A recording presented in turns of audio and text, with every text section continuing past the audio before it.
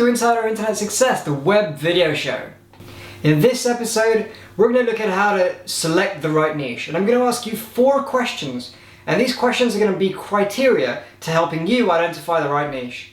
Now, the niche market is probably the most important thing. If you get the niche market right, you know that you're into a profitable market, you can sell stuff over and over again, and people will buy. But you need to know, and you need to make sure that the niche market is the right thing, it's the right one to be in. And that's why I always say that being able to select your marketplace, being able to find, analyze, scrutinize, and look at which marketplace you want to be in is the most important skill that you can have. Because when you know how to find marketplaces, to be honest, the rest is easy. Finding a product, creating a product, knowing which product to go for, writing up the sales page, the website, all of those bits, although they might seem technical and difficult if you're starting out, really it's more a systematic process. But finding the right niche, that's the key. So here are my 4 questions initially, and then I've got 2 deeper questions. So let's call it 6 questions, shall we? 6 questions to identifying your niche market. Okay, so here are the first 4. The first question is this. So question 1, is it something that you enjoy or are passionate about? Now here's the why. Now I hear a lot of people saying that, if I'm not passionate about the niche, what does it matter? Okay, if I don't go into that niche market because I'm passionate about it, well, the point is if I make money, that's great. But here's the thing. In order to, do something that you love, in order to have the connection with that marketplace, in order to give real value without being the person who just asks for money, money, money, you need to be passionate about it. You need to like it. And the way I see it is that if you have an idea or a market or a topic that you're passionate about it, you're going to be there for the long haul. You're going to be there every day, every week, every month, every year, depending how you like it, but for a long time. It's not just going to be something that you start, you get bored of, and you leave forever. So you've got to find something that you really are passionate about, something that you engage with, something that you like. So is it something that you enjoy or are passionate about? That's question 1. So here's question 2.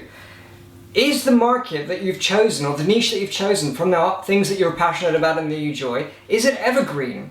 Now by evergreen I mean this. Is it a market where it's going to grow and grow and grow, and people are always going to find it of use? So in 12 months time, say, when somebody goes to Google, are they still going to be searching for the thing that you're interested in? Are they still going to be looking for what it is you're interested in?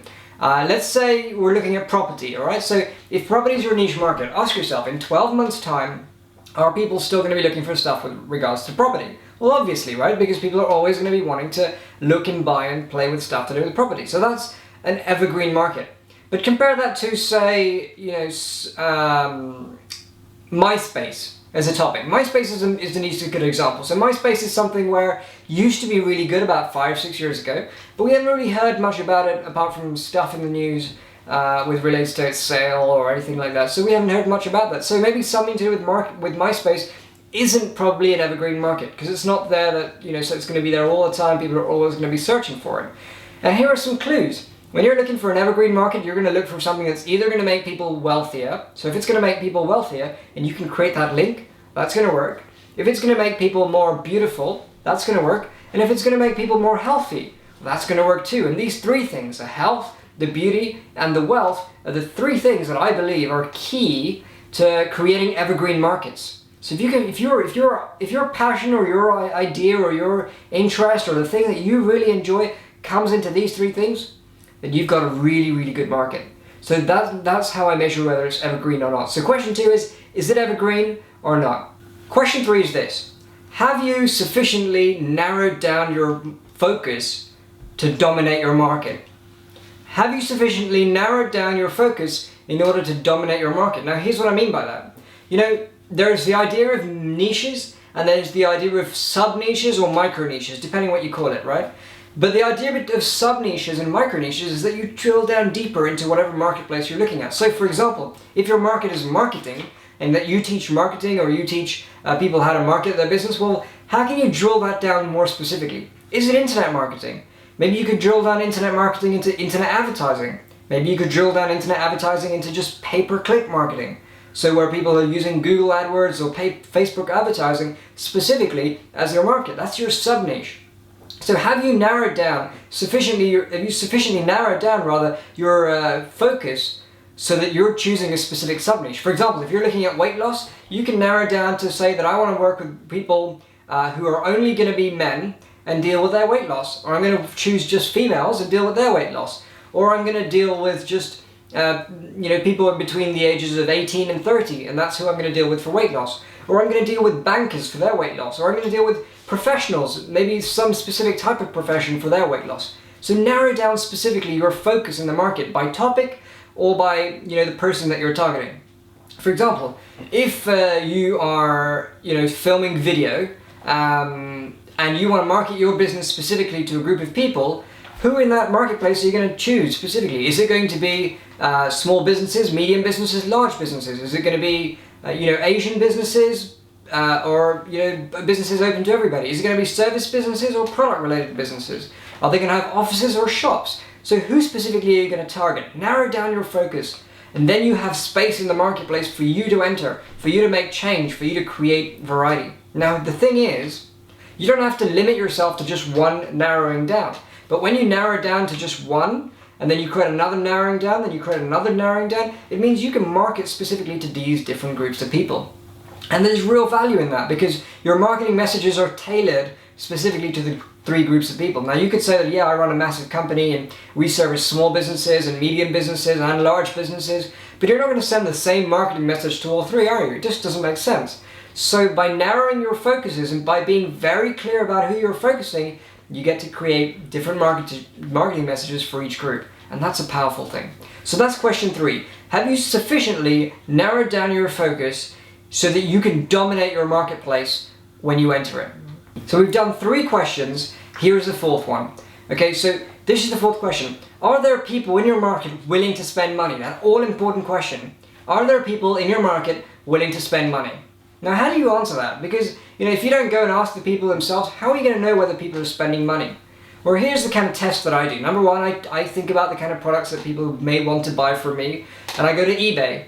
And in eBay, I type in the products that people might want to buy. And if they come up in eBay, and if there are lots of different types of product in that same space, in that market, that people are buying, it means that, if people are selling, it means that, hey, people are actually buying those products on eBay, and that means people are willing to spend money for those kind of things.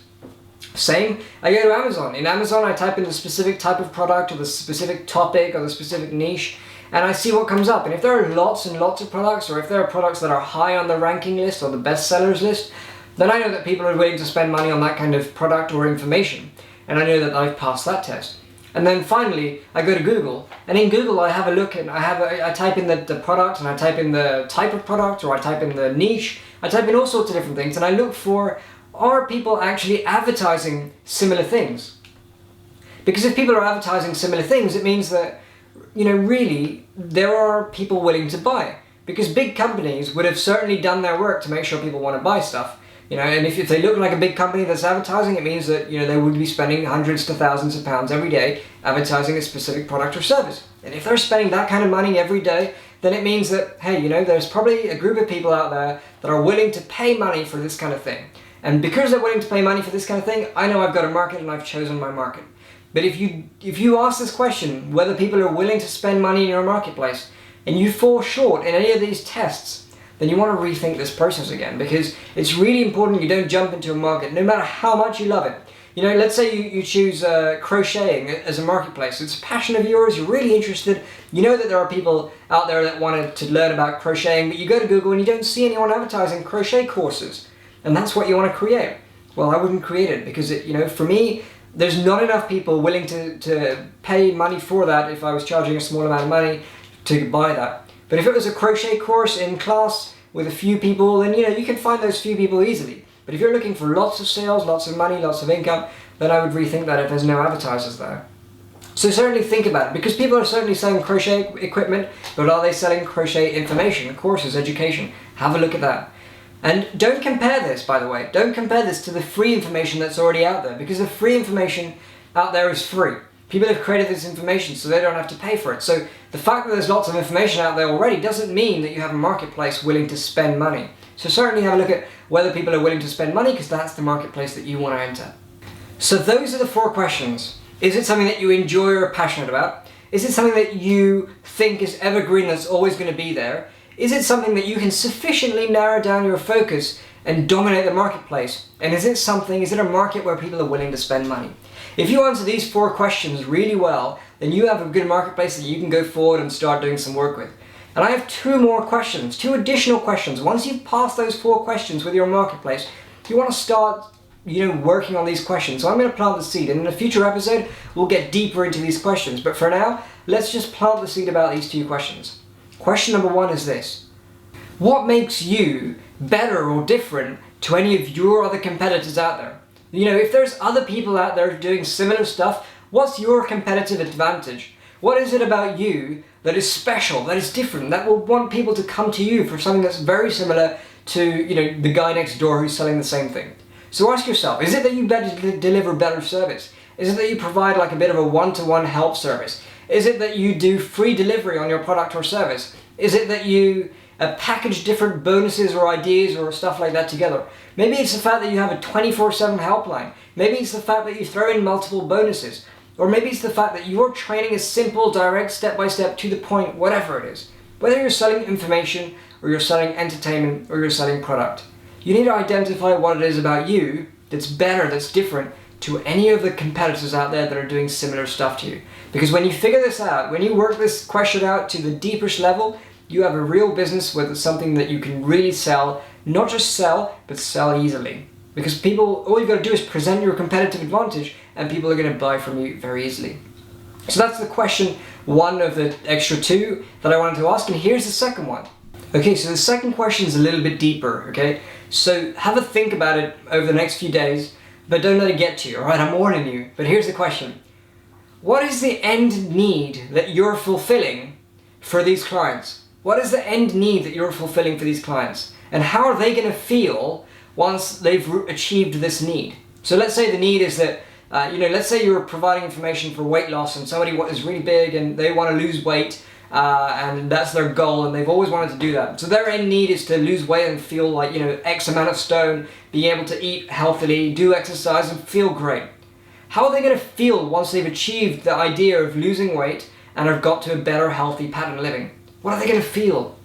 I mean, just picture it in your head, right? Somebody's walking down the streets and they felt, uncomfortable for years and years and years, and they've gone through your training or your product or your service or whatever it is, and they feel much lighter, much more freer. They feel much more healthier. How are they going to feel? What is going to go through their head? I mean, it's going to be buzzing, right? So much excitement, so much joy, massive smiles, no more embarrassment, no more uncomfortable living. That's the passion that you need to bring through in your product, in your sales, in your market.